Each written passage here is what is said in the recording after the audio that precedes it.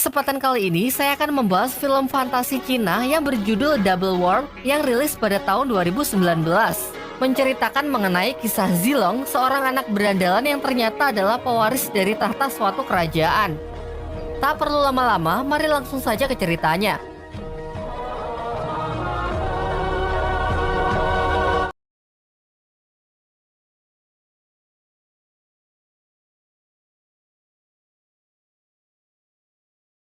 Dua kerajaan besar yang masing-masing bernama Zhou Selatan dan Yan Utara, di mana selama ratusan tahun kedua kerajaan tersebut terus berperang. Dampak dari peperangan itu tentu membuat daratan tengah yang rutin menjadi medan peperangan dilanda kemiskinan. Sampai pada akhirnya setelah banyak dilakukan diplomasi, keduanya sepakat untuk melakukan gencatan senjata dengan menyetujui sebuah perjanjian damai. Namun sayangnya perjanjian itu hanya bertahan selama 10 tahun. Kedua kerajaan pun kembali memanas pasca Raja baru Yan Utara naik tahta. Raja baru Yan Utara terus saja memprovokasi untuk kembali melakukan peperangan. Di Phoenix yang merupakan ibu kota dari Zhou Selatan, Raja baru pun juga naik tahta. Tetapi usianya masih sangat muda dan nampak belum berpengalaman. Raja itu kemudian mengangkat seorang pria bernama Guan yang menjadi guru besar sekaligus penasehat kerajaan.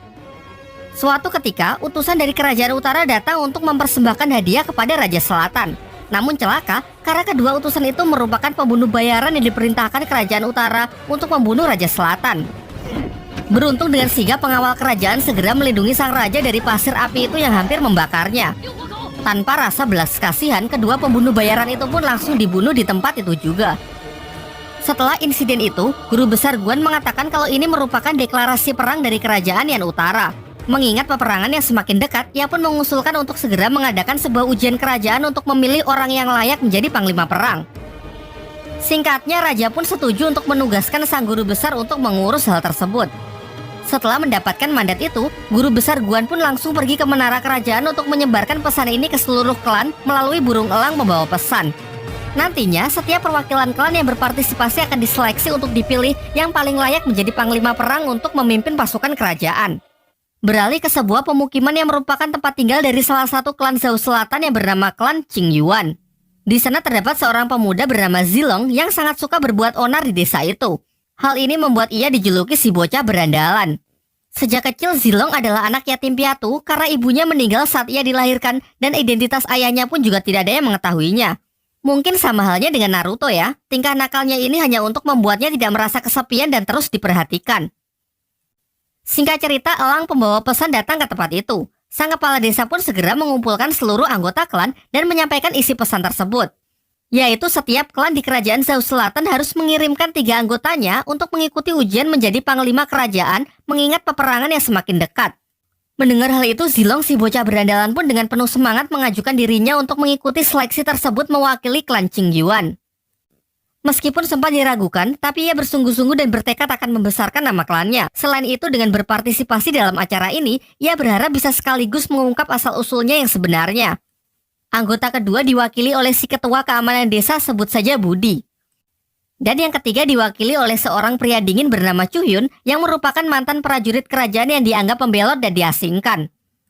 Ia langsung maju setelah mendengar nama guru besar Guan disebut. Sebelum berangkat, Zilong pun berziarah ke makam ibunya. Di sana terdapat sebuah sisir rusak yang merupakan satu-satunya peninggalan dari almarhum ibunya. Sementara untuk Chuhyun, sang kepala desa memberikannya sebuah tombak patah yang merupakan tombak milik dari kakak Chuhyun yang dulu gugur dalam medan perang. Dengan tombak itu, ia berharap Chuhyun bisa membawa semangat dari kakaknya. Akhirnya berangkatlah mereka bertiga ke kota Phoenix yang merupakan ibu kota dari kerajaan Zhou Selatan. Budi menjelaskan bahwa dulu ia pernah mendengar kabar kalau di kerajaan terdapat hutan mistik. Konon kabarnya hutan itu bisa menjawab segala pertanyaan yang diajukan. Mendengar hal itu membuat Zilong semakin bersemangat karena sejak kecil ia tidak pernah tahu siapakah ayahnya. Perjalanan yang sangat sulit ke kota Phoenix serasa sudah menjadi bagian dari ujian karena mereka harus melewati sebuah gurun pasir yang terdapat banyak monster buas. Salah satunya adalah kalajengking raksasa. Naas, Budi pun menjadi korban dari keganasan kalajengking itu. Sementara Zilong dan Chuhyun berhasil selamat karena kemampuan Chuhyun sebagai mantan prajurit yang memang di atas rata-rata. Di sini sebenarnya Zilong ingin sekali mencari jasad Budi untuk memastikan apakah ia benar-benar sudah mati. Akan tetapi Chuhyun dengan tegas melarangnya, karena kalau mereka sampai gagal tiba di kota Phoenix, maka seluruh anggota klan akan dalam bahaya karena dianggap sebagai pengkhianat kerajaan. Malam harinya saat mereka tengah beristirahat, Chuhyun mengungkapkan motivasinya mengikuti seleksi ini hanyalah untuk membalaskan dendamnya. Di mana pada 10 tahun yang lalu saat peperangan dua kerajaan masih berkobar, pasukan khusus yang dipimpin oleh kakaknya mengalami kekalahan, termasuk sang kakak yang gugur dalam medan perang. Namun kekalahannya itu bukanlah hal yang wajar, karena setelah ia cari tahu, dalang dibalik kehancurannya adalah pengkhianatan dari guru besar Guan. Hal ini karena guru Guan takut dengan pasukan khusus yang lebih diberi kepercayaan oleh sang raja yang menurutnya bisa mengancam kekuasaannya. Paginya mereka pun kembali melanjutkan perjalanan. Di tengah perjalanan mereka teralihkan dengan seorang gadis yang dikejar-kejar oleh sekelompok pria dari klan Kadal. Diketahui gadis ini bernama Jinggang, seorang gadis pengelana yang mencuri lencana dari klan Kadal yang ingin ia gunakan untuk mengikuti seleksi di kota Phoenix.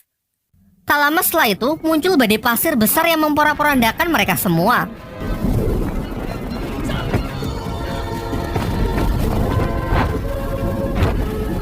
Zilong yang berusaha dilindungi oleh Chuhyun malah berlari berniat menolong salah satu anggota klan Kadal yang hendak terbawa badai. Setelah badai reda, klan Kadal memberikan seekor kuda agar lebih cepat tiba di kota Phoenix kepada Zilong sebagai bentuk terima kasihnya karena sudah diselamatkan.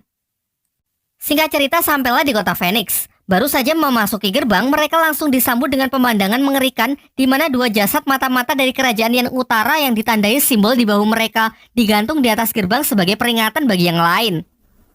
Mereka pun langsung menuju tempat peristirahatan bagi seluruh peserta yang datang. Tak lupa Zilong menanyakan kepada seorang di sana mengenai keberadaan dari hutan mistik. Sayangnya setiap orang yang ia temui selalu mengatakan kalau hutan mistik hanyalah sebuah dongeng belaka. Terlihat juga beberapa perwakilan dari klan lain yang juga berada di sana. Datang juga Jinggang, gadis pencuri lencana klan Kadal yang mereka lihat di gurun sebelumnya.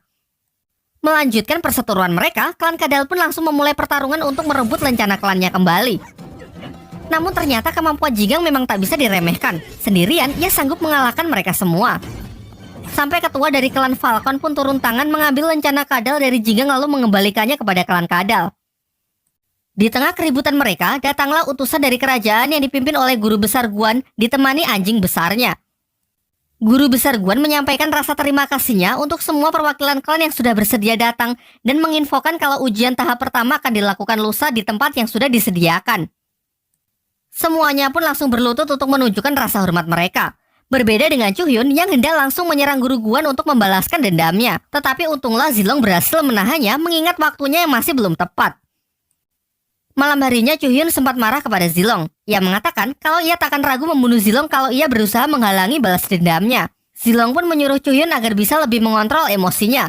Karena jika ia tadi memaksa menyerang, maka seluruh pasukan bahkan anggota klan lain pasti tak akan tinggal diam. Ia menambahkan kalau ia sama sekali tak berniat menghalangi jalan Chuhyun untuk balas dendam, hanya saja memang butuh kesabaran untuk menunggu momen yang tepat.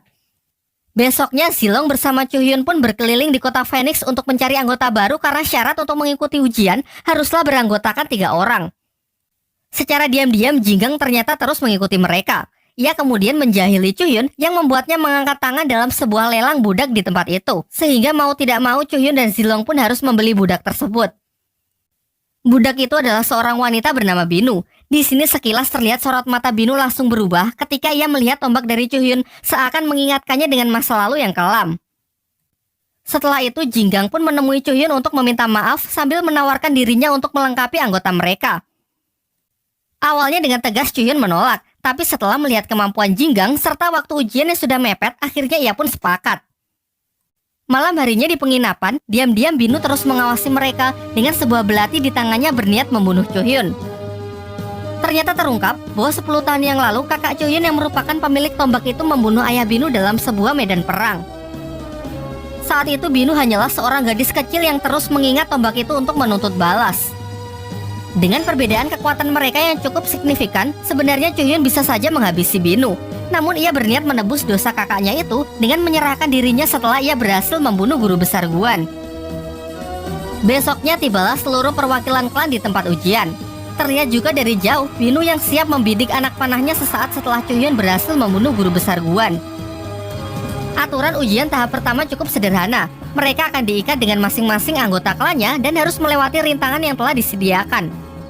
Senjata apapun diperbolehkan untuk menjatuhkan lawannya, dan hanya akan dipilih 3 yang tercepat sehingga sisanya akan dinyatakan gagal.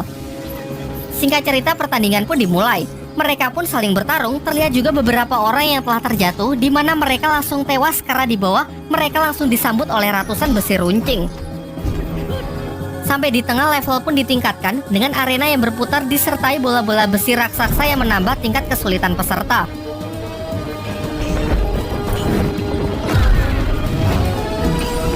Meskipun anggotanya terdiri dari para wanita, klan Mawar berhasil menjadi yang pertama mencapai finish, yang kemudian disusul oleh klannya Zilong. Namun lagi-lagi Zilong menunjukkan kebaikan hatinya dengan berhenti sejenak untuk menolong salah satu peserta yang nyaris terjatuh. Terakhir ada klan Falcon, di mana sang ketua mengambil resiko dengan memotong kaki anggotanya yang tersangkut, membuatnya berhasil lolos menjadi yang ketiga. Untuk klan yang gagal, guru besar Guan memberi mereka sebuah tanda pecundang di pipinya dengan sebuah besi panas yang sangat menyakitkan. Sedangkan untuk tim yang berhasil lolos, masing-masing diberikan sebuah medali sebagai bentuk penghargaan. Terlihat Chu Yun yang masih kesulitan mengontrol emosinya berniat membunuh guru Guan di tempat ini. Tetapi kembali bisa ditahan oleh Zilong karena merasa ini masih belum waktu yang tepat. Sementara Binu yang sudah bersiap-siap pun juga menarik kembali busurnya setelah melihat Chu Yun yang belum membunuh guru besar Guan. Chu Yun pun menyalahkan Zilong dan Jinggang karena sudah menyia-nyiakan kesempatan emasnya untuk bisa membunuh guru besar Guan. Tetapi menurut Zilong ini masih belum waktu yang tepat. Ia mengatakan jika Chu Yun berhasil menjadi panglima kerajaan, maka peluangnya untuk balas dendam akan lebih besar dan mudah untuk dilakukan. Binu diam-diam menguping pembicaraan mereka dan mendengar alasan dibalik pembalasan dendam yang Chu Yun ceritakan kepada Jinggang. Hal ini membuat Binu mulai berpikir, dibandingkan dengan Chu Yun, alasan dibalik balas dendamnya ini tidaklah begitu kuat, mengingat sebenarnya Chu Yun bukanlah pembunuh dari ayahnya. Ia kini justru mempertanyakan, mungkin kebenciannya inilah yang selama ini terus menyiksa batinnya. Besoknya ujian tahap 2 dilaksanakan di hutan kematian yang dijaga oleh ular raksasa yang dulu digunakan sebagai senjata perang. Aturannya cukup sederhana, setiap klan akan memasuki hutan melalui pintu yang berbeda. Di dalam hutan itu terdapat sebuah telur ular raksasa. Bagi klan yang bisa mengambilnya, maka ia akan dinyatakan sebagai pemenang. Kelompok Zilong berhasil masuk dengan aman sampai Jinggang melihat sebuah bunga indah yang ternyata menyebarkan serbuk beracun.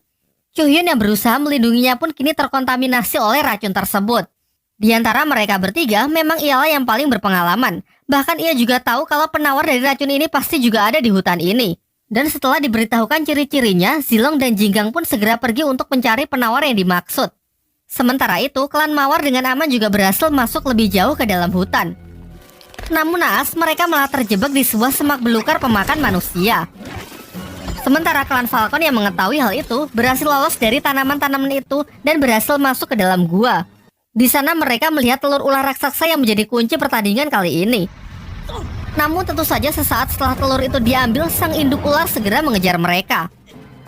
Zilong dan Jinggang yang datang ke tempat itu, dengan beruntungnya ia berhasil mengambil telur itu dari tangan Falcon. Terjadilah aksi kejar-kejaran yang cukup menegangkan.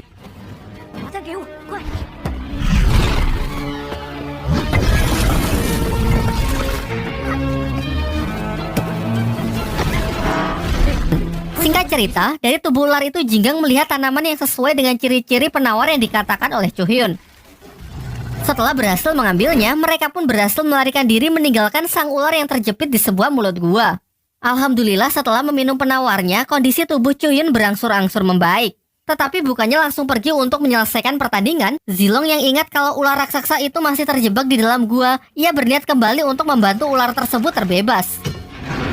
Ia bersama Jinggang berusaha menarik helm ular itu, dibantu dengan Chu Yun yang menggunakan api untuk menggerakkan ular tersebut. Usaha mereka pun tak sia-sia karena ular tersebut berhasil lolos. Seakan-akan makhluk buas ini memiliki perasaan dan pikiran layaknya manusia ketika Zilong bernegosiasi untuk meminjam telurnya dan berjanji akan dikembalikan setelah pertandingan selesai, ular itu pun sepakat. Dan dengan ini, klan Qi Yuan lah yang keluar sebagai pemenang. Di kerajaan, sama halnya dengan peserta yang gagal, wajah dari ketua klan Falcon mendapatkan tanda pecundang. Sayangnya pertandingan ini masih belum berakhir, karena hanya satu oranglah yang akan dipilih sebagai panglima. Aturannya, mereka bertiga harus saling bertarung sampai 2 di antara mereka mati, dan hanya satu yang masih hidup yang akan menjadi panglima. Ketiganya pun cukup memanas saat berdebat, karena sebenarnya tak ingin menyakiti satu sama lain. Sedangkan mereka juga dilarang mengundurkan diri karena akan dianggap sebagai pengkhianat klan. Di tengah percakapan mereka muncul sosok wanita berjubah biru misterius yang mengaku sebagai teman dari ayah Zilong. Lalu ia mengajak mereka pergi ke hutan mistik untuk mengungkap suatu kebenaran.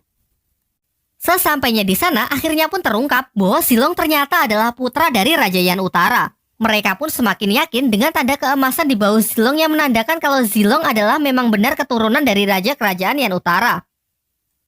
Di sini Chuhyun yang memang memiliki masa lalu pahit dengan Kerajaan Yan Utara langsung emosi dan pergi meninggalkan mereka. Disusul oleh Jinggang yang tak ingin adanya perpecahan, tetapi percuma saja karena Chuhyun yang terbawa emosi malah mengusirnya dan mengancam tak segan jika harus membunuh mereka. Sementara itu obrolan dari si wanita misterius masih berlanjut. Ia mengatakan kepada Zilong bahwa sudah menjadi takdirnya untuk mengambil alih tata Kerajaan Yan Utara dan mencegah terjadinya peperangan dengan Zhen Selatan. Kembali ke Chuhyun, ia ditemui oleh Binu yang mengatakan kalau kini ia sudah sadar. Menurutnya, selama ini yang mengekang kebebasannya bukanlah karena ia menjadi budak, melainkan dendam yang selalu ia bawa membuat batinnya tersiksa. Dan setelah cukup banyak berpikir, sekarang ia akan melupakan dendamnya dan memulai hidup yang baru. Dengan masih mengusap air mata di pipinya, Jinggang berniat kembali ke tempat Zilong. Namun sialnya di tengah perjalanan ia dihadang oleh guru besar Guan dengan pasukannya. Ia ternyata sudah tahu mengenai niat kelompok Jinggang mengikuti seleksi panglima ini. Tak perlu lama-lama, Jinggang pun langsung diserang atas perintah dari Guan. Chuhyun yang datang pun berusaha membantunya. Namun Guan menggunakan cara licik dengan menjadikan Jinggang sebagai sandera agar Chuhyun membuang senjatanya. Tetapi setelah menyerah, Guan tidak menepati janjinya dan justru dengan kejam membunuh Jinggang langsung di hadapan Chuhyun yang juga sudah tidak berdaya. Kemudian dibawalah Chuhyun kembali ke istana untuk dieksekusi di depan sang raja dengan tuduhan melakukan pengkhianatan. Dari sini akhirnya pun juga terungkap kalau sebenarnya Guan dan pengawal pribadinya adalah mata-mata dari Kerajaan Yan Utara yang memang sengaja ingin memicu peperangan dan menghancurkan Kerajaan Zheng Selatan dari dalam. Beberapa saat kemudian Zilong pun datang ke tempat Jinggang yang sudah sekarat. Dengan ucapan yang terbata-bata, Jinggang pun mengatakan mengenai rencana jahat guru besar Guan untuk membunuh sang raja. Ia juga memohon agar Zilong segera pergi menyelamatkan Chuhyun yang dibawa ke istana untuk dieksekusi.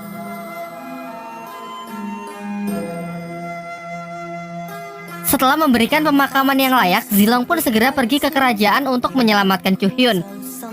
Singkat cerita, Zilong secara diam-diam pergi menemui ketua dari klan Falcon untuk mengajaknya bersama-sama menggagalkan rencana jahat guru besar Guan untuk membunuh raja. Ditambah lagi, menurutnya cap pecundang yang dibuat di pipi para perwakilan klan hanya dibuat untuk memecah belah klan demi melancarkan rencananya tersebut. Karena pada dasarnya ketua dari klan Falcon memiliki jiwa patriotisme yang tinggi, lantas ia pun pergi mengejar anggota klan lain yang hendak kembali ke rumah masing-masing untuk bersama-sama menyelamatkan kerajaan. Sedangkan Zilong sendiri pergi ke tempat eksekusi. Ia lantas mengulur waktu dengan melobi sang raja agar ia diizinkan bertarung melawan Chuhyun. Karena bagaimanapun juga sesuai dengan aturan yang telah dibuat, mereka harus bertarung sampai mati untuk bisa menjadi panglima. Ternyata di samping itu, Zilong juga berusaha membangkitkan semangat Chuhyun yang terlihat putus asa. Ia pun mengatakan agar tidak menyia-nyiakan pengorbanan dari Jinggang. Meskipun membutuhkan waktu cukup lama, akhirnya Chuhyun pun berhasil bangkit kembali. Menyadari hal itu, guru besar Guan langsung memberikan aba-abanya untuk memulai pemberontakan. Terjadilah kerusuhan di tempat itu, di mana ternyata di sana banyak sekali mata-mata dari Yan Utara. Panikan itu kemudian dimanfaatkan oleh guru besar Guan untuk menggiring sang raja ke tempat yang sudah ia siapkan dengan dalih memberikan perlindungan. Namun jelas ini adalah jebakan untuk membunuh sang raja. Meskipun anggota klan lain juga berdatangan, mereka tetap kesulitan menghadapi jumlah pasukan yang sangat banyak. Sementara Chuhyun sendiri juga sedang sibuk berhadapan dengan si anjing raksasa. Di sisi lain, pengawal pribadi guru besar Guan berhadapan Baiwan melawan Zilong dan berhasil memojokkannya. Tetapi ketika serangannya merobek baju Zilong, ia pun tahu kalau Zilong ternyata adalah putra mahkota Kerajaan Yan Utara yang sudah lama tidak diketahui keberadaannya. Hal ini lantas membuatnya lengah sehingga Zilong memiliki kesempatan untuk menusuknya. Jiwa nasionalisme yang tinggi membuat ia memberikan penghormatan terakhirnya kepada Zilong selaku pewaris kerajaan. Sementara Chuhyun yang masih kerepotan melawan hewan buas itu, dibantu oleh Binu yang tiba-tiba datang ke tempat itu. Sayangnya Binu mendapatkan serangan fatal yang membuatnya harus meregang nyawa. Barulah para anggota klan lain datang dan berhasil membunuh makhluk buas itu. Setelah itu, Chuhyun bersama ketua klan Falcon pergi menyelamatkan sang raja yang tengah terkurung di dalam sebuah ruangan. Mereka pun berhasil mendobrak pintu itu sehingga nyawa raja pun bisa terselamatkan. Di waktu yang bersamaan, guru besar Gwon yang tengah berusaha melarikan diri melalui jalur pelariannya berhasil dicegat oleh Zilong dan dilempar kembali masuk ke dalam arena. Tidak menyia-nyiakan kesempatan ini, Chuhyun pun segera datang dan langsung membunuh guru besar Gwon untuk menyelamatkan kerajaan sekaligus menyelesaikan misi balas dendamnya.